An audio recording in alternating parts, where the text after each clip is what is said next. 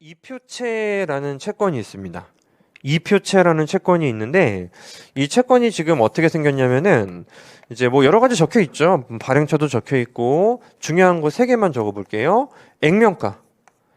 액면가가 적혀 있는데 뭐 F라고 한번 해보죠. F라고 하고 대략 한 100만 원이라고 하자.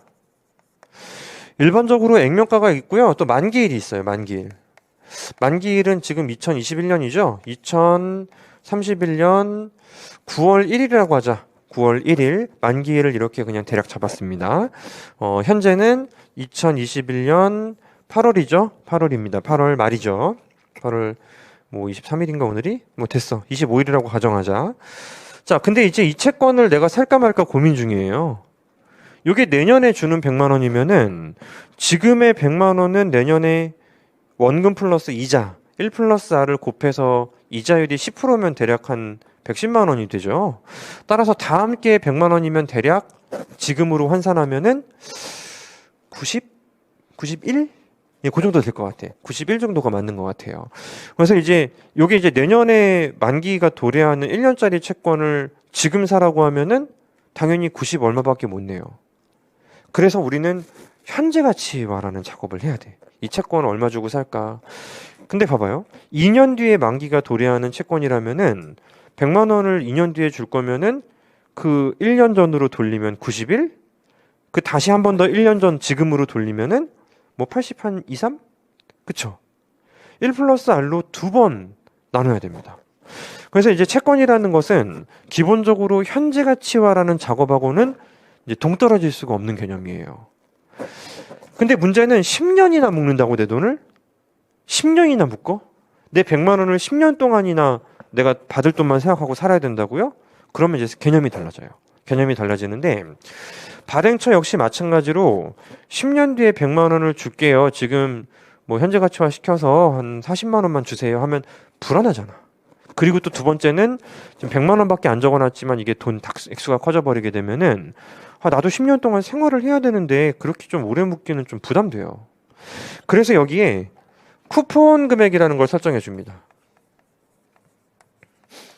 쿠폰 금액을 C라고 부를 수도 있고요. 쿠폰율, 뭐 이표율, 표면 이자율 해가지고 이표율. 자, 델타라고 일반적으로 표현할 수도 있습니다. 델타로 표현하면 우리가 델타 곱하기 F만큼을 이제 쿠폰 금액으로 설정한 것인데, 이게 의미하는 게 뭐냐면요. 만기일 요거 말고 날짜 있잖아요. 이 날짜 때마다 여기 적혀 있는 숫자만큼 나에게 줄게 라고 말하는 겁니다. 그래서 이제 어느 정도는 유동성을 확보시켜 주려는 그런 이제 상품 구조가 되는 거예요. 그럼 이 채권은 얼마일까? 프레젠트 밸류 따져봐야죠. 현재 얼마일까? 현재의 가치를 따져봐야 될 것인데 우리 현재가치법은 배운 적이 있습니다. 일단은 요거 좀 섬세하게 보셔야 돼요. 섬세하게. 지금이 8월 25일이에요.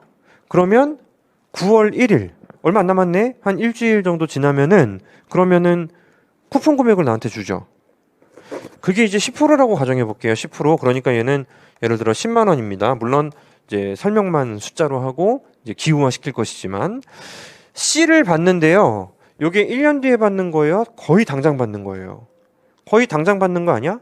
그러면 C 1 플러스 R로 나눌 필요 없습니다. 만약에 9월 2일 기준으로 계산할 거면은 어제 누가 쿠폰 금액을 타한 것이기 때문에 나는 못 받아. 그럼 첫 번째 C는 1년 뒤에 생길 거 아니야. 그럼 그때는 1 플러스 R로 나눠줘야지. 그치? 하지만 지금은 뭐 일주일 뒤에 뭐 돈 들어오는데 그걸 뭘 또 나눕니까? 거의 똑같죠? 그리고 다음 연도에 또 받아요. 1 플러스 R. 그 다음 연도에 또 받아요. 1 플러스 R의 제곱. 계속 받는데요. 만기일이 되면은 C도 받고 F도 받습니다. 그래서 1 플러스 R에 지금은 한 10년쯤 되는 것 같은데 10. 이게 바로 이 이표체의 현재 가치가 되는 것입니다. 그럼 이런 이표체의 현재 가치가 계산을 해봤어요. 액면가는 100만 원이고 매기 10만 원씩 준대. 그 마지막 날도 줘요. 약속된 거예요. 이제 우리나라 채권 그 구조상. 그러니까 계산해봤더니 한 150은 되는 것 같더라고. 근데 이 채권을 170만 원에 팔고 있어요. 사요 안 사요? 현재 가치화 시켜봤더니 150인데 170에 팔아? 안 사요. 수요가 줄어서 170의 가격이 줄어들다가 150으로 갑니다. 130만 원에 팔고 있네? 사야지, 그치? 그러면 수요가 증가하면서 150으로 올라간다고요. 따라서 이 채권을 현재 가치화 시킨 이 친구가 바로 이게 채권, 이표채의 가격이 되는 것입니다. 이자율이 오르면 어떻게 돼요? 채권의 가격은 떨어지죠. 그래서 채권의 가격 하락과 이자율, 여기서 이자율은 사실 뭐 시장 이자율 뭐 생각하면 될 것 같은데 이자율하고는 반비례 관계가 될 수밖에 없는 것입니다. 이자율과 채권의 가격은 반비례 관계이다. 이런 관계도 갖는다고요. 그럼 요거는 조금 어려운데 한번 볼게요. 제가 이렇게 말씀을 드린 적이 있었어요. 2년 뒤에 100만 원을 줘. 그냥 다른 거 없어요. 다른 거 없으면은 2년 전이면은 뭐 80 정도에 뭐 구매할 수 있었을 것 같습니다. 그러면 합리적인 가격이래요. 시간이 가면 갈수록 가격이 어떻게 돼? 오르죠. 그러다가 이제 뭐 하루 남았어. 거의 100만 원에 도착하겠죠. 가격이 오른다고 이 채권의 가치가 올라가는 거예요? 아니지. 그냥 만기일이 짧아졌을 뿐이죠. 일반적으로 시간이 가면 갈수록 가격은 올라가요. 가격이 올라가는데 봐봐. 8월 25일에 이 가치를 가지고 있는 채권의 가격이 있었습니다. 채권 가격이 있었는데 9월 1일이 되는 순간 가격이 뚝 떨어집니다. 얼마 떨어지겠어요? 얼마가 떨어져? C. 왜냐면 오늘 누가 이걸 이제 타갔거든. 이 쿠폰 금액을 타갔단 말이에요. 그러면 지금 이 순간 가격을 떨어뜨려야지, 그지? C만큼 가격이 떨어진다고. 그리고 다음 연도 9월 1일이 될 때까지 점점 만기일이 가까워지니까 가격이 자연스럽게 올라요. 근데 이자율하고 요 델타, 이자율하고 델타하고 일치한다면은 전체 액면가의 10%가 떨어졌다가 10% 정도가 다시 올라가는 것이고 다시 한번 또 9월 1일 되면 누가 타가요? 다시 또 1년 동안에 10%의 가격이 또 상승하게 되는 거예요. 그치? 이 과정을 반복하다가 도착하는 날 요 정도 가격, 직전 가격까지 도착하고 끝나버리게 되는 겁니다. 이해가 됩니까? 따라서 요거 R하고 델타하고 똑같으면은 마지막 날 가격하고 이날 가격이 다 똑같아요. 그러니까 즉 누가 쿠폰 금액을 타갖고 1년 동안에 가까워지니까 그냥 가격만 오르고 다시 한번 또 9월 1일에 쿠폰 가격을 타가고 또 시간이 가면 갈수록 가격이 올라가니까 또 지불해야 되는 금액이 10% 오르고 이 과정이 반복되다 보면은 결국에는 마지막 날 거래 가격과 첫날 거래 가격이 일치하게 된다는 것입니다. 그러니까 보통 문제 풀 때 얘가 기준이에요. 델타하고 R하고 일치하면은 뭐 매년 동일 시점에는 가격이 같겠죠. 그지? 그리고 지금하고 나중하고도 가격이 똑같겠죠. 그지? 이렇게 우리가 문장을 이제 만들어줘요. 이렇게 문장을 만들어주고 또 문제를 풀게 만들어주는 거예요. 그래서 얘가 기준이에요. 얘가 기준이시고 이 이표체를 기준으로 우리가 이야기를 했는데 여기 이표체가 좀 독특한 형태인 게 두 가지 정도?